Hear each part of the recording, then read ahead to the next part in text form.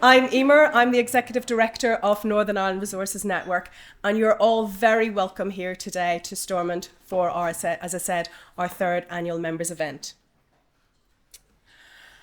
The 13th of July 2020 was the height of lockdown, and it was my first day working for Community Resources Network Ireland to set up a pilot project to deliver a network of reuse and repair in Northern Ireland. At the end of that first day, as I frantically Googled what are terms of reference and how to set up a steering committee, the only clear vision I had was that Zoom and I were going to have a challenging relationship. I had no vision of what this network would look like.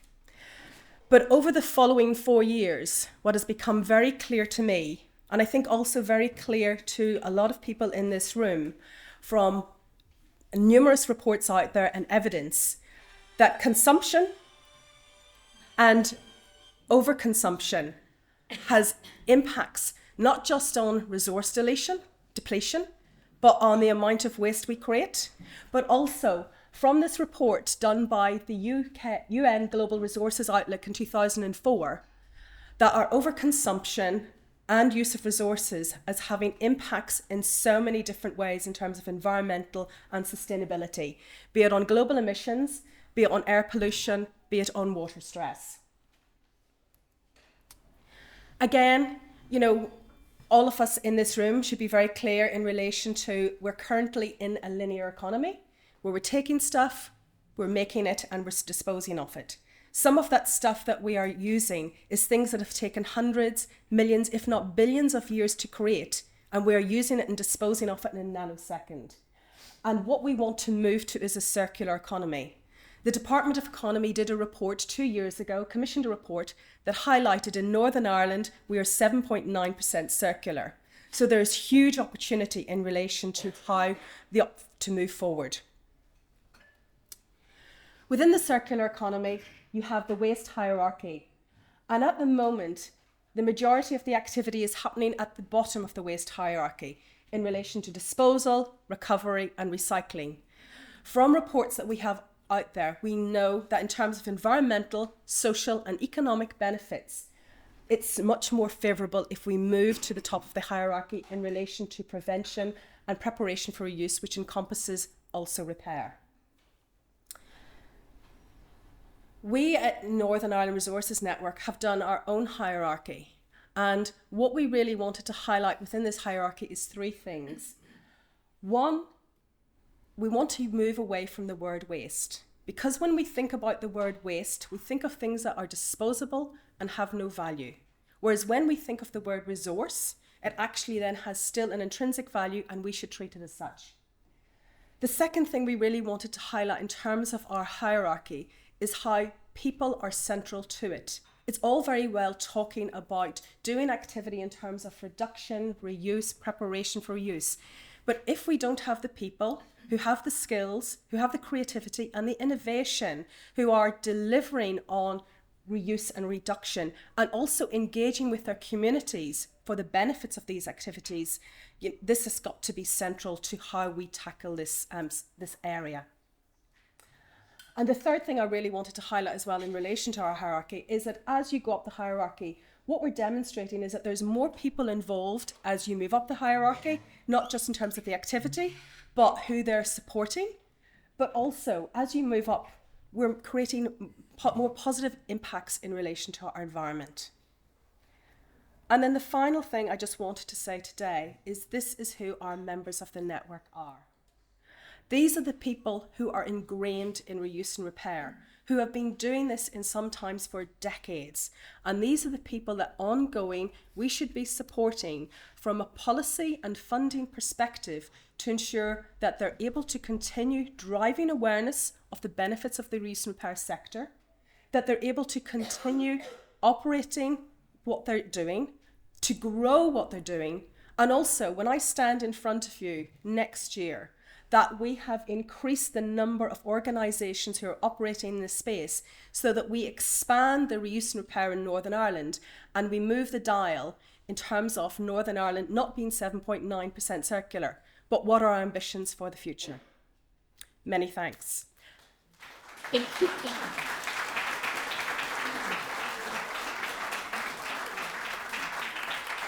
I am now delighted and also hugely relieved to hand over to Louise Cullen. Louise is those who don't know, is the BBC Northern Ireland correspondent for agriculture and environment, and she also has a personal passion for reuse and repair. So Louise is going to beautifully navigate us through the rest of today and ensure we all keep to time, which I haven't.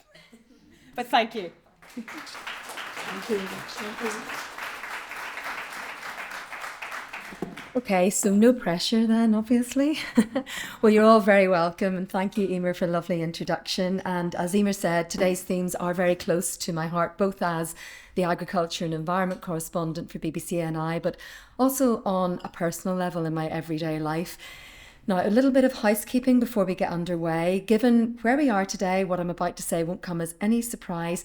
We're 48 hours from the election. We're in this pre-election sensitivity period, so we're all going to be steering clear of all things political today. We do have a hashtag NIRN Stormont. Please do use it liberally for all the presenters except the Agriculture and Environment Minister, who'll be joining us later. But as for all our other presenters and speakers today, I hope you brushed your hair because you're going to get photographs taken. And just share that liberally, other insights and whatever you can on social media to raise as much awareness as possible. Share your insights in this room as well. You're all active reusers and repairers, so network, meet new people, find out what skills someone you've never met before can share with you. And we know Northern Ireland's good at recycling. Around half our waste goes into it every year. We're actually, would you believe, I found out recently, we've been ranked 9th in the world for recycling. Something we're actually good at, but we could be a lot better. But there's a world of possibilities before you get to recycling, as you've seen here already. Reuse, repurpose, reinvigorate, redeploy, repair, rediscover, rejuvenate. Absolutely, eventually, finally, perhaps resign and recycle, then recover and see where you can go with it. So if recycling's now in its young adulthood in Northern Ireland, where is the circular economy? Probably at the toddler stage. A whole raft of reasons for that. You know, we've been conditioned to consume and repair skills that are on display in this room here today.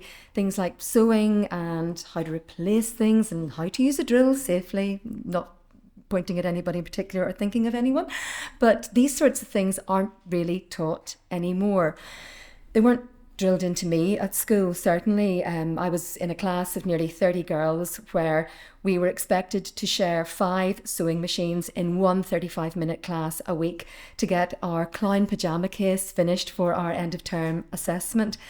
It's the only time in my life I have ever got a D because I had to hand sew the blasted thing together. I didn't get near the machines. And then I had to restrain my mother from going to the school to give off. Now, if I'd let my mum do that, perhaps I would have got to use a machine and perhaps I would be better at sewing and I wouldn't have to keep going to the local seamstress to get things taken up or altered. But that was then and this is now. So this movement of reuse and repair is really a quiet revolution that's en route to becoming a way of life for many. There's growing awareness that the longer we keep things in use, the slower that waste hierarchy that EIMEAR had on screen there moves and the better we protect the planet. It's more than that. It's sharing skills, it's helping others to learn them, and that helps build community and connection and support and mindfulness of our place in the world. So today is about collaboration. What can we learn from each other in this place we all call home? It's about finding out what's happening elsewhere. What are others doing that we can aspire to and mimic, or dare I say, even improve upon? And it's exploring how to spread the word and engage people who aren't already part of this connection and this conversation. Sometimes the universe does put you in the right place at the right time, and when I lifted my straighteners out last night to find the plug had broken, I knew that today here is where I'm meant to be. So hope you've already all booked your slot at the Repair Cafe, and there are slots available for lots of different types of repairs and they can be worked around the various presentations. And it's all with thanks to everybody that's down the back there. Be Safe, Be Well Men's Shed, East Belfast Mission, Repair Cafe Carryduff, Repair Cafe Northern Ireland, Repair and Share Foil, and Tools for Solidarity, among others. So today's proceedings are being recorded in various ways. EIMEAR McNally is immortalising the day in graphic form. So remember what I said about brushing your hair, but it's okay, she's sketching, she can make anything look amazing. And Rosalind Skillen is creating a podcast episode of today's proceedings. So bring your best oratory, or just say what you think, really, that's the most important thing.